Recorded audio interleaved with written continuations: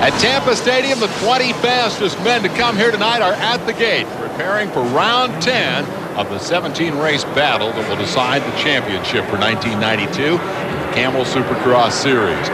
As the countdown goes inside 30 seconds, the big question, how will Damon Bradshaw respond to the disaster last week, the crash that dropped him out of the championship point lead? Bradshaw trying to regain his momentum, and the Honda teammates, Jeff Stanton and Jean-Michel Bale, tied coming into the event, hoping to break away from Bradshaw and go off and decide this championship between them. A lot riding on it tonight. And definitely, Dave, we're getting into the final races of the year. Each point is critical. Here's the launch and the charge down to turn number 1. Bradshaw sticks the front wheel out front.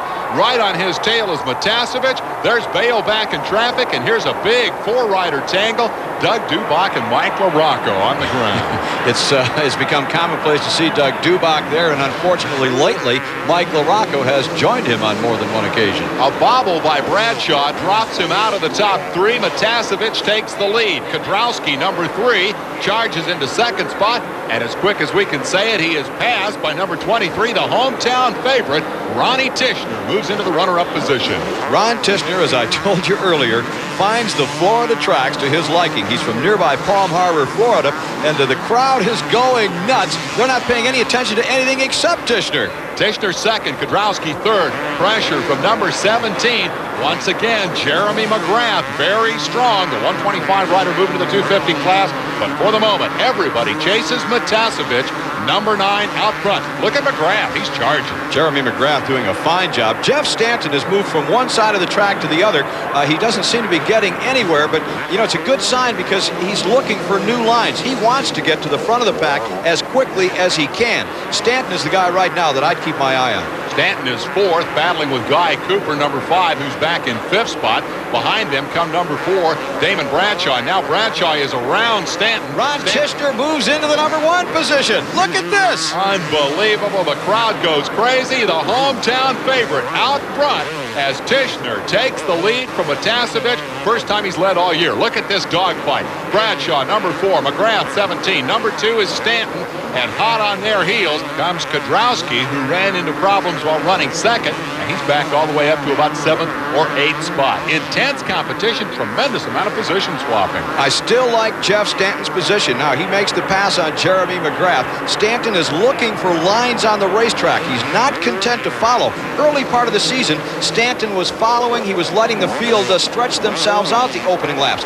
Not so here. He is looking for running room. And now he's alongside Bradshaw. Look at this. Bradshaw takes him all the way up to the wall and almost off the wall and into the bales. That knocks Stanton back. But look how quick he rebounds, and he's coming right back after Bradshaw. Kedrowski took advantage of that to regain 2 spots. Impossible to keep up with the position changing. 6, 7 guys running over the top of each other, and they're all chasing number 23, Ronnie Tishner. Behind Tishner comes Guy Cooper. Cooper told a Cycle News reporter he wasn't feeling very well. Whoa, trouble for Tishner. Tishner almost lost it. He's lucky to end up in second place. He got sideways. Cooper shot to the inside. He takes over the number 1 position. Matasevich, Bradshaw, and number 3, Kedrowski continue their battle for 4th, 5th, and 6th spot. Position swapping at every turn. Bradshaw now appears to be the man on the move. He is setting his sights on Matasevich. With the big triple jump, he leaps up to the rear wheel of the number 9 Kawasaki. Look at this. Matasevich has his problems, but look in the back. We've got Bale and Stanton going at it. 2 Honda teammates. And as the champion Bale looks back over his shoulder, he has not yet made a move. Hasn't come up to join this brawl, and I don't blame him, and Bradshaw's off the racetrack. Bradshaw wheeling back through the hay bales, lost a bunch of positions after a tangle with Stanton, and that's going to allow Bale to move ahead of Bradshaw in terms of track position. Take another look. Let's watch this. Now, we're going to go back. This is what Bradshaw did earlier to Jeff Stanton. Took him up against the wall. Now, that was pretty fair. Look what Stanton does, though, in retaliation. That one's kind of questionable. In any event, Bradshaw is off the racetrack. He's going to wheelie back over the top of the banners. He got a payback there, Stanton did, and advanced a couple of positions in the process. Impossible to keep the position straight here when they're swapping them that fast, but let's try to reset it for you. The third place man is number 2 Stanton. Then comes Matasevich. There's a bobble by Kudrowski. They are 3rd, 4th, and 5th. And that should put, well, now Bale is around Kudrowski. That'll move him to 5th. The whoops that Bob Hanna talked about earlier, that section plus one other severe set of whoops are causing all the problems. Oh, are they vicious? Look at Bale, almost lost it again. When Bale has trouble in whoops, I want to tell you, they are mean. More passing for position in half of this main event than we saw in the first half of the season. A great racetrack and a great battle here at Tampa as Damon Bradshaw tries to claw his way through this traffic and get to the front. Matasevich deserves a call. He's been known to get out front and then fade all year. He admits, oh, it's on the ground. There he goes. Matasevich has crashed, and that will enable Bradshaw to move up another spot. Yeah, Bradshaw and 2 or 3 others as Matasevich is having trouble getting back on the motorcycle, and now he's on and going again. We'll be back with more of it. We're back at Tampa Stadium where Guy Cooper is leading the Tampa Supercross. He's never won a main event in this league of competition, and he is pursued by the 2-time series champ, number 2, Jeff Stanton. Running 3rd is the hometown favorite, Ronnie Tishner, who's showing some staying power here. He had the lead early. He's been passed for the lead, but he's regrouping and running with the best of them. He definitely is, and Stanton is on track, working his way toward the front of the pack. Let me give a quick call to Guy Cooper. You know, some of the best racing I've ever seen in my life. Certainly this is one of them. I go back to Atlanta a couple of years ago. Guy Cooper involved in that one as well as this one. He's involved in a lot of great races. Maybe this one is going to be the charm, Dave. We go back to the battle for 4th and 5th. Damon Bradshaw and Jean-Michel Bale. Bradshaw looked like he was about ready to climb the ladder, perhaps even go to the lead when he ran off the racetrack right in this section right here. Bale has kind of been lurking back there and watching this action, but oh, he'll lurk no more. He's ready to make a move on Bradshaw. He's got the inside line coming into the left-hander. Oh, tried the block pass, and Bradshaw foxed him. Bradshaw took a look to his left. He saw Bale was there, and he knew exactly what he needed to do. That was a masterful move on the part of Damon Bradshaw. I thought Bale would have him covered. We've seen him make that move so many times before, but Bradshaw was having none of it. There is certainly no love lost between the Honda and the Yamaha riders here. The Honda guys do not like the fact that Bradshaw's been beating them up so badly all year, and Bradshaw doesn't seem to like anybody out there. He says that's part of his motivation. He wants to be mad at those guys. Reminds me of the 3rd member of our broadcast crew, Bob Hurricane Hanna. He always talked about riders, and he said, hey, they never sent me Christmas cards. Why should I like them? Bradshaw trying to close in on Tishner now with Bale sitting back there marking time. And a glimpse of number 17, Jeremy McGrath, who now runs consistently in the 6th spot and wants to stay out of trouble. Stanton ready to go after Cooper now. Here's what you have to look out for, Dave. Cooper holding down the number 1 spot. If he starts to try to block Stanton, if he starts worrying about Stanton making the pass and Stanton starts switching lines, they go back and forth, the rest of the field is going to catch them. There's an inside move by Stanton. He couldn't quite get the corner squared off and get the drive out that he needed to pass Cooper. Cooper has always had tremendous speed. He has not been able to sustain that speed all the way to the finish line and win one of these things. Stanton seems now to have the momentum. Will he try the pass? No, but he's certainly setting Cooper up. He had the opportunity. Now, there's a little bit of respect, I think, for a couple of, you would normally say, very clean riders. He had the opportunity. He waited for that whoop section, and he just took the measure of Guy Cooper. He has the line through that whoop-de-doo section down pat as he continues and now opens up about a 5-bike length lead over Guy Cooper. That was a great pass. Quickly pulling away, Stanton has that section of the racetrack that Bob Hanna pointed out at the top of the show, definitely wired. Now, Cooper will fall under pressure from Bradshaw, who is in 3rd spot, his best position thus far. Stanton's looking back over his shoulder. That surprises me a little bit. Not a good thing, not a good sign for Jeff Stanton. Generally, when he gets a lead, Stanton tries to ride his own race and ignore what is happening behind him. He knows that's the fast way around the racetrack.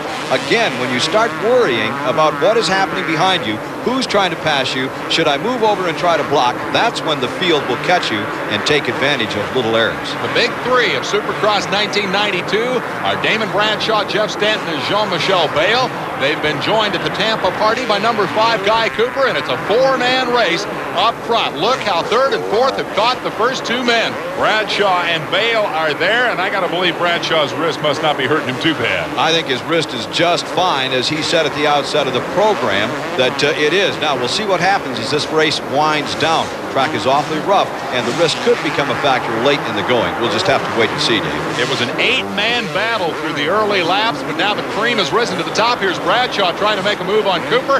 He can't get there. Stanton continues to set the pace up front, but Cooper, Bradshaw, and Bale are all matching that pace. Unbelievable race action. This is the best that we have seen all year long. One error, and the guy in front could well be back and forth just like that. Cooper had a little bit of a bobble there and looked like he might leave the door open for Bradshaw. But now as they come whipping through that whoop-de-doo section, Stanton again pulls out 3 or 4 bike lengths. That section may be the key to him winning this race. Could very well be the key. Bale has trouble. And again, we'll point out that Jean-Michel Bale is the master of whoops. And that is what? That's the second time that we have seen serious bobbles by Bale in the whoop section. Very unusual, and you see the big gap that is created as a result. Cooper is coming back after Stanton over the finish line jump. He's got a wheel out front. Stanton squares off the corner, hangs onto the spot. Cooper's got back. to drive. Who's it going to be as they, clean racing. No touch, no contact, no block pass. Stanton, for the moment, manages to hold Cooper at bay. How many times can he keep him back there? That's an impossible situation. They're friends. They're riding clean. Dave, you get to the last 4 or 5 laps, all of that is going to be history. Someone is going to be off the track, I guarantee. We'll be back with more in a moment. AMA Supercross is brought to you by Honda, the Supercross 250. Stadium, no change in the running order among the top 4, but all kinds of potential change as these guys continue to just hammer on each other for position. Damon Bradshaw crashed at Indianapolis a week ago trying to get back on track. He's got a new competitor in Guy Cooper. Cooper's ready to go after the lead, and for a moment it looked like they were going to go 3 abreast here.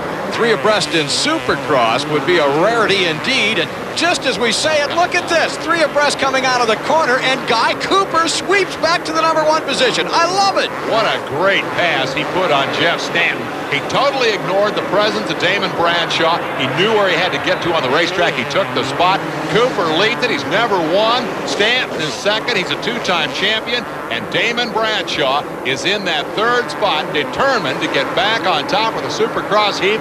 The unknown factor here is Jean-Michel Bale. We have not yet seen Bale go to the front. Both times when he's tried, he ran into trouble in that whoop-de-doo section and fell back off the pace. So now the laps begin to wind down, and I would think the intensity of this competition starts to take a toll. Jean-Michel Bale, let me just say, is riding not in an unfamiliar style. Bale often sits back and watches when there is a big Donnybrook in front of him. He picks out lines, and there goes Stanton to the inside, and they crisscross, and Stanton is going to regain the lead. Another lead change. But here comes Cooper right back. Unbelievable race action. Side by side through some of the roughest stuff I've seen all year, and Cooper comes back in front one more time. Cooper held on over the triple, got a little more distance, and managed to regain the lead. Stanton actually completed the pass. He's tried to square that corner off down on the inside before, unsuccessfully. This time he made it work. Cooper out-jumped him and came back, and now Stanton's got the spot again. No more Mr. Nice Guy. He took Cooper right up next to the wall, and here comes Jean-Michel Bale.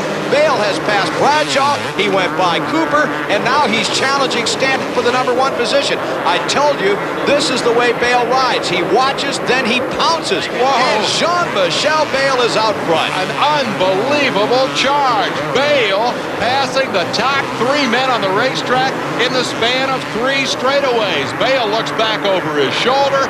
Bradshaw bumps and shoves and tries to get around Cooper and can't make the move.